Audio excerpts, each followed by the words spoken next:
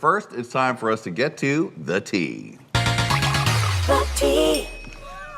So you recently had a chat with Jay Manuel about your time on America's Next Top Model.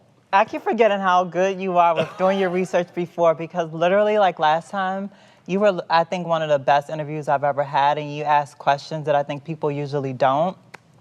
So I just remembered that just now, and I'm ready. Well, Tyra came under a lot of heat a couple months ago when old clips of Top Model came out, and I thought, who better than you to really give your opinion on what it was like on set and what you thought of that whole thing going on with Tyra? I think it's interesting because, I always like to say the cancel culture, when they cancel someone for doing something that's done behind closed doors, that's one thing. But Top Model was a very popular show that was on TV. Everyone saw everything. I feel like we're judging it from today's viewpoints because all the things that happened to me back then, 90% of the comments and feedback were exactly like the girls in the house. But now it's different. Now most of the feedback is people on my side. So I think people are blaming her for too many things, or even like the production, when they should just be looking at how society was back then and how they just really didn't care. As far as my situation about trans bodies, especially black trans bodies, and if you look at what's happening now, and it's still happening. But in terms of Top Model, I don't think you can blame her for all the stuff that the girls said or did. Those girls have to be held accountable. And also, I think, like I said, it's just mirrors where we were in society at that time. We're just different now. And I really appreciate all the feedback now.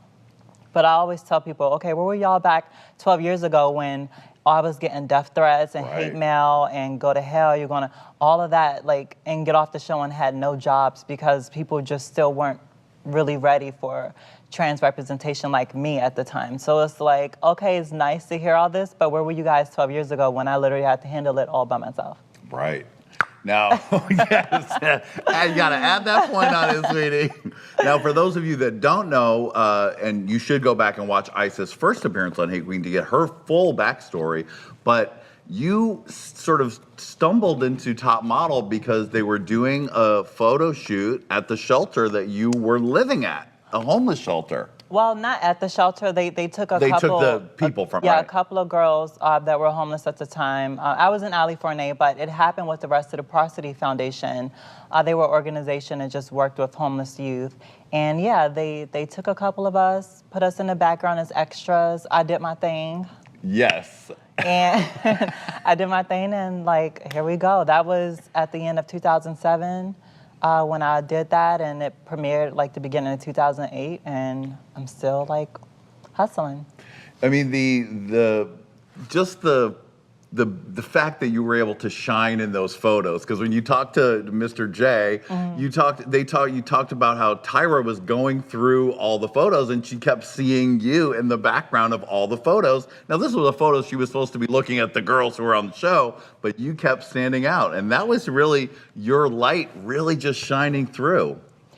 It's crazy because it happened so long ago, and it's just so cool how something so long, people are still so relevant right now, and especially in quarantine, and people are still interested about the situation. I'm like, wow, I was in the background literally almost 13 years ago. Yeah. And it's like, wow, if I got $1 though for every time, cause I was just a girl living in a shelter. If I would have had a coin for every time I heard a situation about the show, or how was your time there, I would be in a penthouse somewhere, honey. Yes, you would, sweetie. I'm like, where's my penthouse? Right, exactly. When they asked you to come back and be on the show, and you were still living in it was the California Center where you were living, right? Yeah, I was living in California Center. Which is a very important organization. New York helps queer youth to get a head start and to get some stabilization. Yeah. So you were there, they wanted you on the show, they kept trying to get you on the show. Yeah. And you didn't feel like you were ready. You had just started your transition, right? It's not that I didn't feel like I was ready. I had the momentum then, in the background, but when I really thought about it, I was just like, I don't know if I really want this. Like, I walked to the train from like the shelter, you know, I'm just out and alone. And I just thought about my safety and how that could potentially affect my safety. And if it would be worth it. Are they just trying to use me? Like, why do they want me?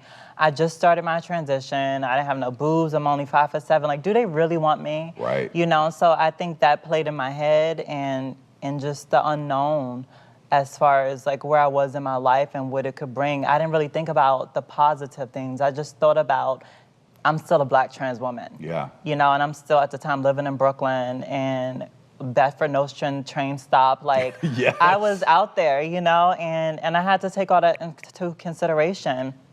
And then I just kept getting a call, and Kara Barnett, who was the wrangler, she finally called me one last time. And I remember I thought about it.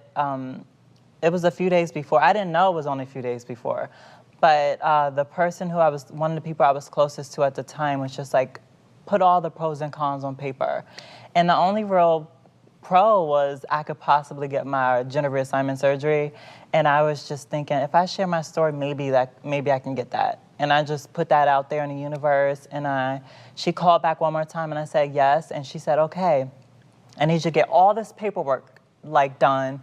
I want you to meet such and such. This guy is going to help you film your tape. He's going to get the paper like all within 48 hours. And literally within 48 hours, I was in LA.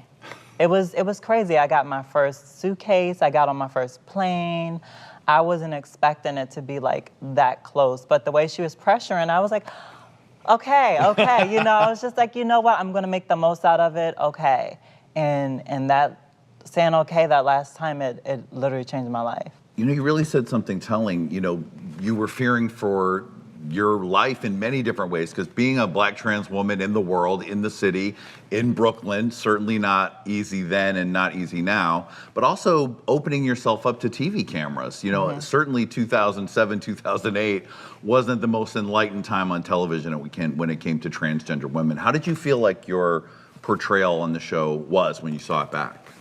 I think it was good. I think maybe the fierce parts of me weren't really there or weren't really shown. I think the more vulnerable, shy parts were shown. But say like in the pool when the girl pushed me, I got right out the pool like, did this bitch push me? I got right out the pool, followed her in her room, asked her, she, you know, oh no, I didn't, you know, and I'm just like, oh, okay, because like, you know, and they didn't show that. And it's just, you know, I still get people come up and say, don't worry, stay strong. I'm like, I am strong. Right. I'm good, okay? I followed her to her room and let her know what was up. You know, but honestly, I'm glad that I was portrayed as a positive or sweet person, because I think that is my personality. And I think that it could be really hard to get work for some people being portrayed as a bitch or a mean person on reality TV. And I see how the people that bullied me still get like horrible stuff now. And so I'm glad that they just saw me as a good person, because, you know, it's 12 years later and somebody might still have to have their comments cut off. Exactly. Not I. That's right, sweetie. Now, when you got off the show, you had to still go back to the California Center, and then you were suddenly on TV. What was that like? Well, actually, because I was in a barroom scene at the time. Right. So I left Ali Fournier to go on the show. And then I came back and I slept on my house father's floor and on his couch for a while until Tyra surprised me with the surgery on her talk show, which was that fall. So then I moved back home and had the surgery and recovered back at home. But before that, I was actually watching it air, like sleeping on my house father's floor. And Tyra, I almost forgot about that Tyra talk show appearance where she made it possible for you to have your surgery. Yeah. What was it like after that? I mean, Tyra, obviously, it has a special place in your heart from that, I can imagine. So what happened as far as what? Well, I mean, what was life like after that? Because you're suddenly now in the public eye, on not just Top Model, on the talk show. Everyone's really knowing all about your business. And like you said, people knowing your business when you're a trans woman can sometimes be dangerous. How did you feel? So for the next few years, I'm a very introverted person. So for the next few years after this show and throughout my transition, I actually moved back to Maryland with my family, and I was helping my mom. She was dealing with an abusive marriage herself, but I moved back home and just kind of, I was a hermit for a few years. It was a little tough because I did deal with the cyberbullying and stuff, so I tried to juggle it, and I would just fly out to like hosting all of the small things that I did book throughout those next few years. I would fly out from Maryland, but other than that, I would just be with my family, and I think that was helpful for me because I think it could have been dangerous for me to still be in New York, going back and forth. And by the time I did move back up to New York, it was right before I ended up doing All Stars. But I just had a brand new confidence within myself.